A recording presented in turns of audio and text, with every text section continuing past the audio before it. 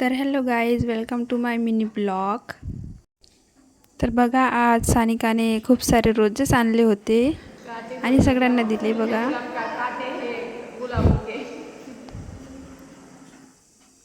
आणि यांचा फोटोशूट काही संपत नव्हता आज, बघू शकता तुम्ही.